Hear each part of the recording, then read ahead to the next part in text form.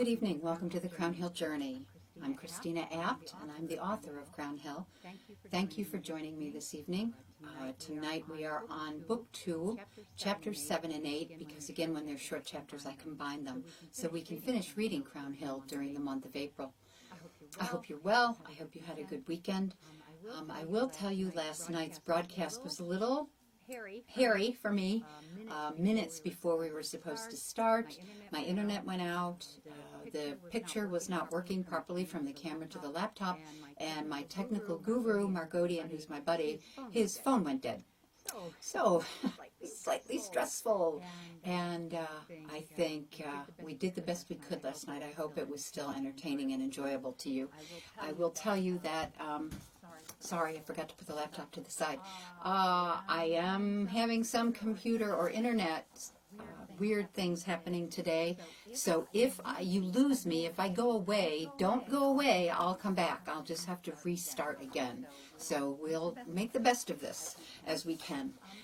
Tonight you are going to learn more about Edward and Sir Arthur Conan Doyle and get to see how their partnership evolves. And we are going to start to bring Rose back into the story. I will start reading, and I want to remind you that at the end of each chapter, I will come back and I will pause briefly as the voice of the house comes in as the narrator at the end of every chapter. And so you know when that happens will be after I pause briefly and then start again. I think that's it. I hope that we don't have any technical difficulties tonight. I've added a mic. Hopefully the sound is good. Hopefully the audio is good. The video is good. And tonight we're going to have a smooth ride. So, and also I don't have my laptop in front of me, so I can't see who is joining me. So please don't feel badly that I'm not giving you shout outs about, hey, thanks for joining me tonight, because if I were to look at my laptop, it would look like this all the time. And that would be distracting, and I don't want anything to distract from this story. It's a story close to my heart, and I want to make it as entertaining for you as I can. So all I'm going to say is thank you, everyone who's joined tonight, and I look forward to sharing tonight's chapters. Okay, wait, we have to do the ceremonial sip of wine. Done. Glasses, can't see without them. Chapter 7. Crown Hill, a novel of love, life, and the afterlife. Book 2, Edward, Chapter 7. The sound of a crash echoing through the house jolted Edward from his sleep. Scarcely awake and completely unaware, the barrister could not quite conjure the source of the early morning commotion. In the light of day, Edward's concern over the woman in the mirror had faded. However, the spiritualist's instinctive reaction to the loud crash was a vision of an overturned dining room buffet. With heart pounding, Edward peeled himself from the comfort of his down-filled bed and donned his dressing gown. Knotting the velvet belt into place, Edward slid into his comfortably worn leather slippers, set just inside the closet. Properly garbed, he made his way through the front hall and down the stairs, hesitating 2 treads short of the main floor. Cautiously, Edward peered around the stairway wall into the dining room. From his perch, he could clearly see that the buffet and the mirror were perfectly upright and in place. Silly fool, he chided himself. I say, was there an accident of some sort? Sir Arthur's words reverberated down the stairs in a timbre that literally dropped Edward to the floor. Sorry, old man, Sir Edward offered as he descended the open stairway. I had no intent to startle you. Not a problem, Doyle. I'm fine, Edward offered with a twinge of aggravation in his voice. Just not quite awake. As the 2 men began strategically inspecting the dining room, they discovered the source of their early morning alarm among shards of a broken vase upon the floor. At that same moment, Agnes pushed through the swinging door from the kitchen, a broom and dustpan in hand. Seeing her employer and his guest in their night clothes caused the flustered servant to stop short of the debris. Oh dear, I'm so sorry if I disturbed you, gentlemen, and I will gladly pay for the broken pottery, Mr. Randall, sir. Edward was so relieved to discover a simple accident as the source of the crash that he graciously reassured the middle-aged woman. Not to worry, Agnes. Just clean up the mess, and then please serve us breakfast on the porch. Repayment will not be necessary. The two men made their way to the wraparound veranda, where they luxuriated in the summer warmth and exchanged early morning pleasantries. In short order, Agnes presented a sumptuous breakfast of fresh blueberry pancakes topped with her famous blackberry syrup, accompanied by a platter of steaming pork sausages. For good measure, the skillful cook also served up 2 fluffy cheese omelets made from eggs delivered fresh that morning by a neighboring farmer. "I give you this, old man," Sir Arthur remarked in exchanging his empty plate for his pipe. "There's never been a better breakfast served than that which we've enjoyed here this morning." Edward had to agree. While his wife prepared wonderful meals, Agnes was an artist in the kitchen. Edward always looked forward to those occasional summer days when Agnes would take over the Crown Hill kitchen duties and spoil the family with her flavorful menus. With their stomachs overly full and their minds restfully numb, Edward and Sir Arthur turned their gaze to Lake Erie's horizon. Together they languished in the rising sun that cloaked the porch, sharing the sweet scent of Sir Arthur's pipe tobacco. As the moments passed, the two men relished the silence between them, completely comfortable in Crown Hill's embrace. Eventually, it was Sir Arthur who interrupted the quiet. "So, my friend, I've been thinking, is there anything in particular that seems to have set off this apparition in the mirror? What I mean is, do you think that something of a specific nature has encouraged this spirit to appear?" The same thought had crossed Edward's mind. It seemed strange that this woman, whoever she was, had just appeared without rhyme or reason. "Not really," Edward replied. Even as he spoke, his instinct tugged at his awareness. "What?" he thought. "What am I missing?" "Well, you're absolutely sure, then, that there has never been any sort of spiritual activity here at Crown Hill?" Sir Arthur continued. "No seances or levitations or readings of any kind?" "Absolutely, at least for as long as we've been here," Edward replied. "Maria made me swear a solemn oath when I built the seance room at our home in Buffalo that I would only conduct spiritual activities there. She was adamant about it, and I have been respectful of her wishes." Sir Arthur took several long puffs on his meerschaum pipe before again engaging. "Well, I must say, old boy, that were it not for your extensive spiritual experiences with Mrs. French, I would almost be inclined to think that what you saw in the mirror was a reflection of light or a shadow in some form. But you are too experienced to misunderstand or misjudge such things, so I am compelled to believe that, as I explained last evening, what has happened here is the apparition of a soul unable to pass. Yet why this spirit has come along at this point in time, I cannot imagine." Edward felt uncomfortable with Doyle's assessment. In all his years with Emily, she had been the one directly connecting to the spirits. Clearly, whatever was now going on at Crown Hill was putting Edward in the center of the experience, and it made him uneasy. Sir Arthur's next comment served to tighten Edward's stomach further.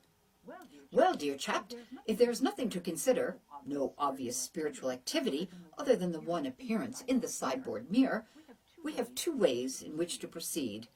We simply wait to see if anything happens again, or we conduct a seance to see if there is actually a spirit and if we can make a connection." Edward knew that Sir Arthur's seance suggestion was the obvious next step. Still, undertaking such spiritual activity without Emily felt inappropriate. As if reading his mind, the intuitive Scotsman spoke again. "I would venture to guess, my good man, that you are wishing Emily French could be here at this moment. As I understand from people who were in her presence when she channeled, she was a quite rightly astonishing medium. In fact, I've been told that it seemed as if spirits literally waited for her to open her soul to them. Sir Arthur's words struck a deep chord in Edward. As a key turns a lock, Edward felt his mind once again opening to the strong spiritual connection he had with Emily. The moment was both stunning and euphoric. It was also illuminating in that Edward suddenly realized what had been missing from the mystery of the woman in the mirror. It was so incredibly obvious. The young girl from the Spaldings. She was the missing link. Upon our reuniting, Mary and I shared a restful night. The next morning, as the sun awakened and warmed my roof and walls, I felt renewed hope rise within me. Edward and Sir Arthur would help Mary. I had no doubt. What I never imagined was that they would be aided by another. Edward's conclusion that Rose was the key to Mary's hauntings led the two men to the decision to meet her, to get to know and assess the young girl. My initial reaction to their plan was one of concern. I was already fully aware that Rose's innocent presence could entice Mary to appear. I also understood that whenever the child was close by to Mary, I had no control, no ability to reason or ensure that Mary's actions would not terrify people and drive them away. I began searching for Mary within me. I needed to advise her, make sure that she knew exactly what was happening, and where the two men's actions and interactions with young Rose might lead. I could not find Mary within my shelter. Thus, I turned outside, looking for her among the outbuildings and the vineyards. At last, I discovered my tender-hearted friend in a place I never expected, lingering inside the woodshed where she took the final breaths of her earthly life. Within the aged building, I became awash in the sweetness of Mary's rose-scented fragrance. It was a delicate perfume that she loved and always wore, one that permeated my being during the many years of our life together. For a brief moment, it was as if Mary were alive again. Mary?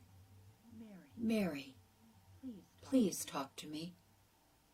I know you are here. I can feel you and recognize your lovely rose scent. I have much to tell you, and it's all good, positive. It hurts to know that you are here in this place where your life came to an end. Please, please.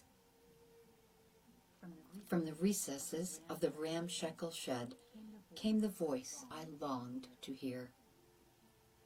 Dearest Crown Hill, I remember my last minutes in this woodshed. I was at first afraid, then peaceful, then shrouded in a darkness that burdens me still. Yet in those moments, between the peace and the darkness, my thoughts were of you, dear friend. The times we shared in the gardens, tending my precious herbs, the many days cooking and baking in the kitchen for those we loved, summer evenings on the porch savoring the brilliant sunsets over the lake. My final life moments are filled with memories of the great happiness you brought me and the constant protection you offered me. The combination of Mary's heartfelt words and the dusty atmosphere of the woodshed generated a strong aura of her final life moments. Overwhelmed by this sensation, I could do nothing but listen as Mary continued. Crown Hill, know also that when my spirit passed from my body, my first thought was to return to you. I knew somehow you would help me if you could.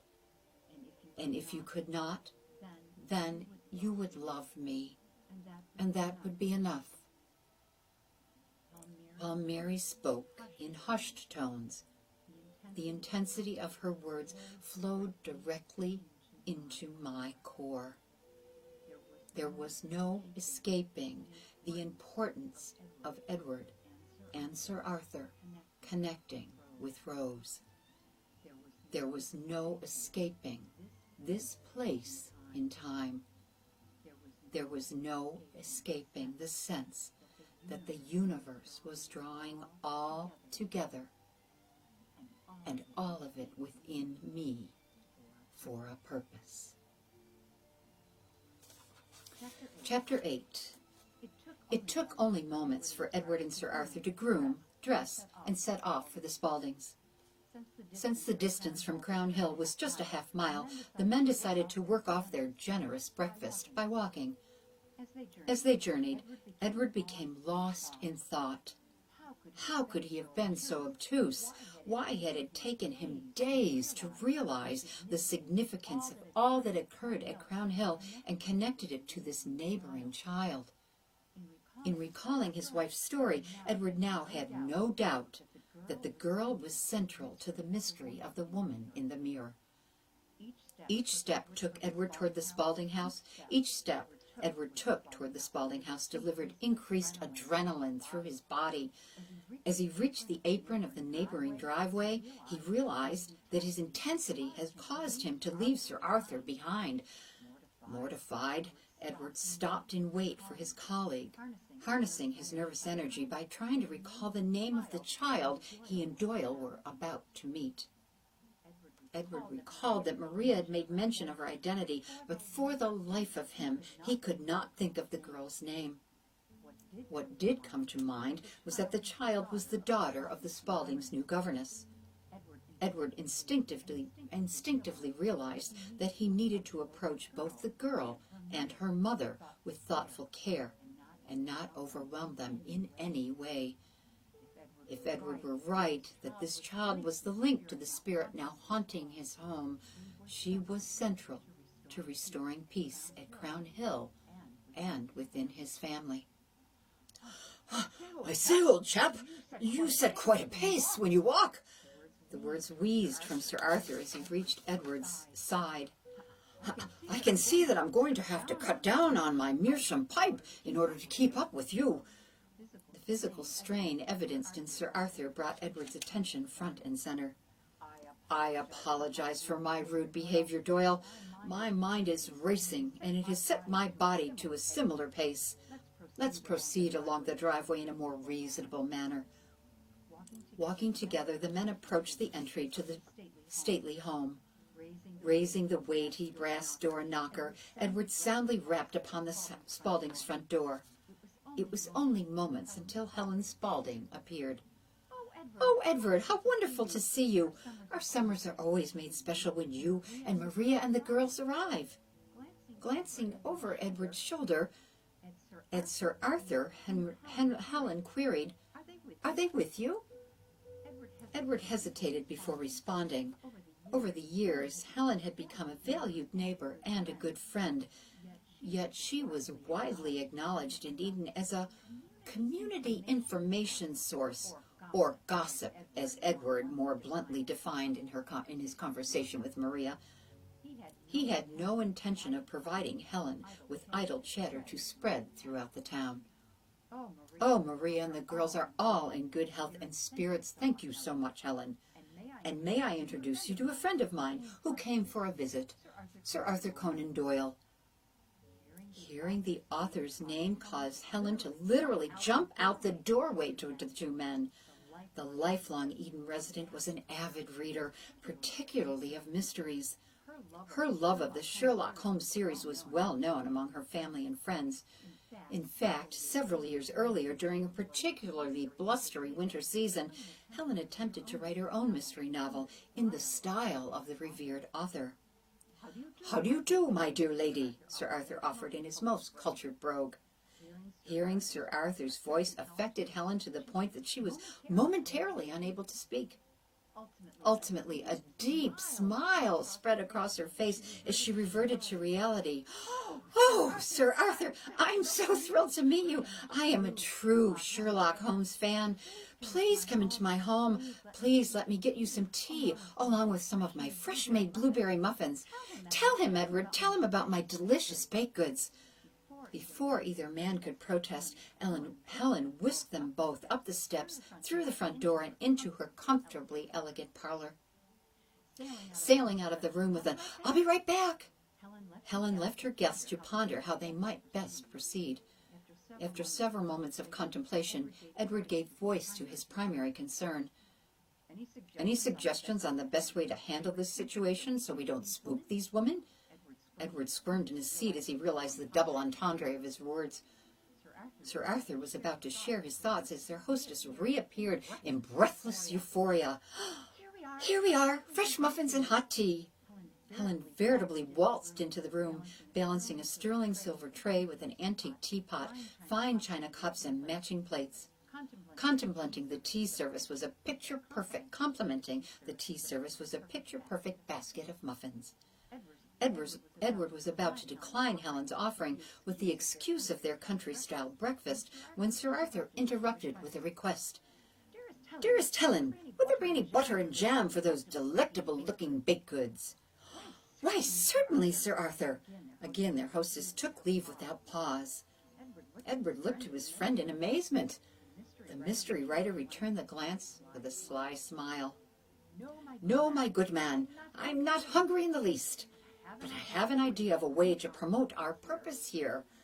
Perhaps we could explain that we are undertaking research for a book I'm writing, and we have need of someone to transcribe our notes. That someone should be of an age and stature that a small amount of money, along with the experience of working in our company, would suffice as compensation." Edward understood the mystery writer's plan,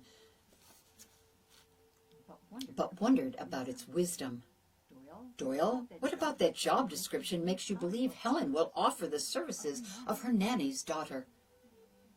"Elementary, my dear Randall," the accomplished author answered with a wry grin. "Of course, my charming manner." When I finally persuaded Mary to depart from the woodshed and return to my shelter, her spirit was broken. Her heart stripped of all its strength. She was fully resigned to the idea of enduring the afterlife to which she had been condemned. It was almost as if in revisiting the woodshed, she had died a second death.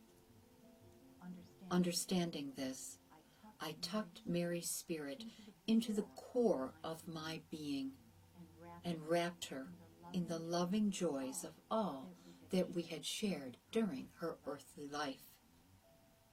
Within those comforts, I renewed my promise to her to help her find the necessary peace to move on to a world of light and grace. Dearest Crown Hill, it matters not any longer. I have accepted that after these many years, I am destined to remain trapped in this earthly hell, doomed because of a death that I could not control. I no longer have a will to rail against this destiny.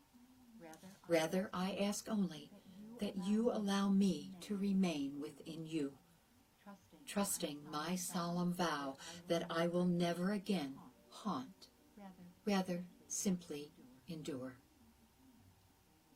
Words cannot describe the devastating sorrow that connected our spirits at that moment.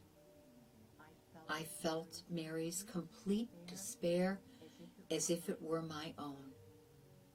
Still, the thought of Mary forever within me as a spirit of desolation was impossible to accept.